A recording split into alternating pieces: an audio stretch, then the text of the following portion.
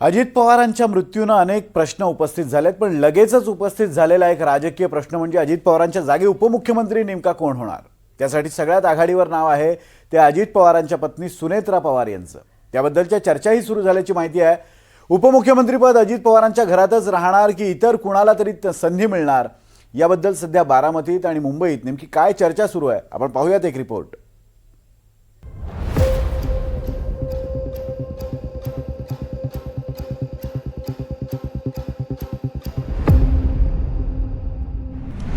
अजित पवार यांच्यानंतर कोण होणार उपमुख्यमंत्री?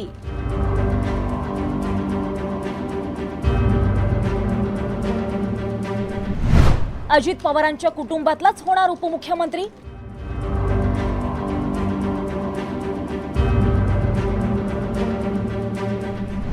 की राष्ट्रवादीतल्या दुसऱ्या कुणाला संधी?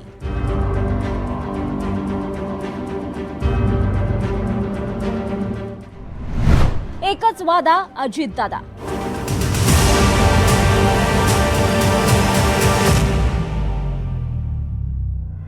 अजित पवार महाराष्ट्राशी गेलेला वादा अर्ध्यावरच सोडून गेले आणि जाताना अनेक प्रश्न निर्माण करून गेले।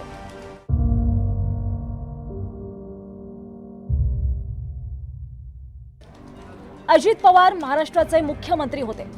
सर्वाधिक काळ उपमुख्यमंत्री पद भूषवलेला हा नेता। आता एक स्वाभाविक आणि महत्त्वाचा प्रश्न हा की अजित पवारांनंतर उपमुख्यमंत्री कोण होणार। यासाठी दोन मुद्द्यांचा विचार प्रामुख्याने करावा लागेल। एक म्हणजे उपमुख्यमंत्री पद अजित पवारांच्या कुटुंबातच राहणार की राष्ट्रवादीच्या इतर नेत्यांकडे जाणार। अजित पवारांच्या कुटुंबाचा विचार करायचा झाला, अजित पवारांच्या पत्नी सुनेत्रा पवार, मोठा मुलगा पार्थ पवार, धाकटा मुलगा जय पवार, पुतण्या युगेंद्र पवार की पुतण्या रोहित पवार, यापैकी अजित पवारांच्या घरातच उपमुख्यमंत्री पद द्यायचं झालं तर सुनेत्रा पवार, पार्थ की जय हा प्रश्न आहे।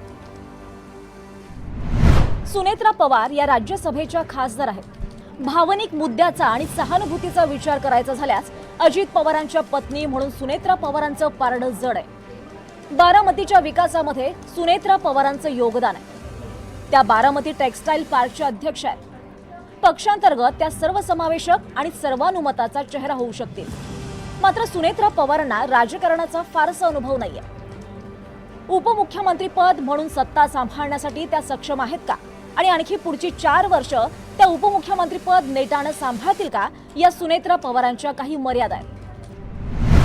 वहिनींना मंत्रिपदी आणावं अशी जनतेची प्रामाणिक इच्छा आहे। त्याच संदर्भात वरिष्ठांशी चर्चा करून तसा निर्णय घ्यायला विनंती करू।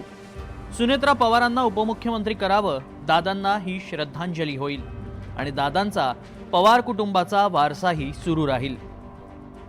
पुढचं नाव आहे ते पार्थ पवारांचं।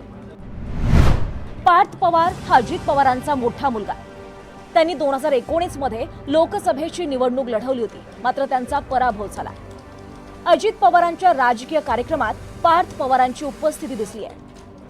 अजित पवारांचा मोठा मुलगा या नात्यानं पार्थ पवारांना अजित पवारांचा वारसा मिळणार का याची चर्चा आहे। मात्र पार्थ पवारांचा अजित पवारांसारखा करिश्मा नाहीये आणि तळागाळांशी त्यांचं फार नातंही नाही। दुसरं महत्त्वाचं म्हणजे मुंढवा जमीन प्रकरणात पार्थ पवार यांचं नाव आलं होतं। पण तरीही पार्थ पवारांचा एकूण निर्णय प्रक्रियेमध्ये फार महत्त्वाचा वाटा आहे।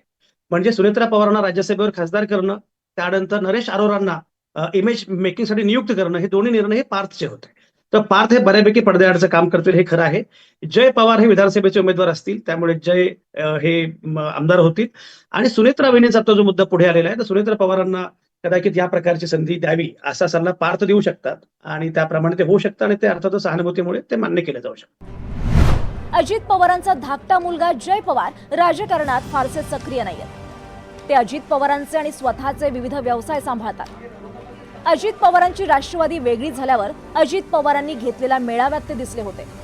तर सुनेत्रा पवारांनी लोकसभेची निवडणूक लढवली, त्यावेळी जय पवारांनी बारामतीत सुनेत्रा पवारांचा प्रचार केला होता। सध्या जय पवार राजकारणात नसले तरी ते बारामतीत सक्रिय आहेत। जय पवारांची राजकीय समज आणि संयमीपणा पाहता जय पवारांकडे अजित पवारांचा वारसा सोपवला जाईल अशी ही चर्चा आहे। पुणे जिल्ह्यातील ज्या काही निवडणुका मागे पार पडल्या होत्या त्याच्यामध्ये एक प्रकर्षानं जाणवत होतं की ज्यावेळेस दादा भाषण देण्यासाठी स्टेजवर असायचे तर त्यांच्यासोबत जय हा पाठीमागे उभारलेला असायचा आणि पार्थ पवार हे बॅकस्टेज जे काही नियोजन आहे, म्हणजे आज ज्या पद्धतीनं एकनाथ शिंदे यांच्या पक्षाचं नियोजन आहे ते श्रीकांत शिंदे उत्तमरित्या पार पाडत आहेत. कुठलंही कोऑर्डिनेशन असेल तर आजची जी शिवसेना आहे ती श्रीकांत शिंदे चालवतात, अशा पद्धतीचं एक चर्चा आहे. अजित पवारांचे पुतणे युगेंद्र पवार आणि रोहित पवार हे दोघेही सध्या शरद पवारांचे राष्ट्रवादीत आहेत. युगेंद्र पवार हे अजित पवारांचे सख्खे भाऊ श्रीनिवास पवार यांचा मुलगा. युगेंद्र पवारांनी बारामतीत काका अजित पवारांविरोधात 2024ची निवडणूक लढवली होती, त्यात त्यांचा पराभव झाला. युगेंद्र पवार हे बारामतीत चांगलेच सक्रिय आहेत आणि बारामतीच्या विविध संस्थांमध्ये अध्यक्ष आहेत. तर रोहित पवार हे शरद पवारांच्या राष्ट्रवादीचे आमदार आहेत. रोहित पवार राज्यातल्या विविध प्रश्नांवर आक्रमक भूमिका घेताना दिसतायत, आंदोलन करतायत. याशिवाय उपमुख्यमंत्री पदासाठी छगन भुजबळ, जयंत पाटील यांच्या नावाचीही चर्चा आहे. छगन भुजबळ यांना उपमुख्यमंत्रीपद दिल्यास सत्तेतलं भाजप, मराठा आणि ओबीसी असं समीकरण साधता येईल.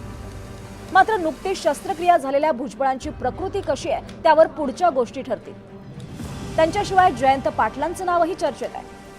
जयंत पाटलांचे भाजपसह सर्व पक्षीयांशी चांगले संबंध आहेत. महाराष्ट्राच्या आणि पवारांच्या राजकारणाची जाण आहे. मात्र जयंत पाटील, रोहित पवार किंवा युगेंद्र पवारांना उपमुख्यमंत्री करायचं झालं तर आधी शरद पवारांना सत्तेत यावं लागेल. महाराष्ट्रात ज्या ज्या नेत्यांचं अकाली निधन झालं त्यांच्या बाबतीत बोलायचं झालं तर गोपीनाथ मुंडेंनंतर मुलगी पंकजा मुंडेंनी त्यांचा वारसा सांभाळला. तर विलासरावांची अपूर्ण राजकीय कारकीर्द मुलगा अमित देशमुखांनी पुढे नेली. भाजप नेते प्रमोद महाजन यांचा राजकीय वारसा मुलगी पूनम महाजनांकडे आला. आर पाटलांनंतर त्यांची पत्नी सुमनताई आमदार झाल्या. तर काँग्रेस नेते राजीव सातव यांच्या निधनानंतर पत्नी प्रज्ञा सातव खासदार झाल्या. एखाद्या नेत्याच्या निधनानंतर त्यांच्या घरातच राजकीय वारसा राहिलाय त्याची ही उदाहरणं. आता अजित पवारांच्या घरातच उपमुख्यमंत्रीपद द्यायचं की अनुभवी खांद्यावर जबाबदारी सोपवायची हे शरद पवार आणि महायुतीला एकत्र बसून ठरवावं लागणार आहे. Bureau report, NDTV Marathi, Mumbai.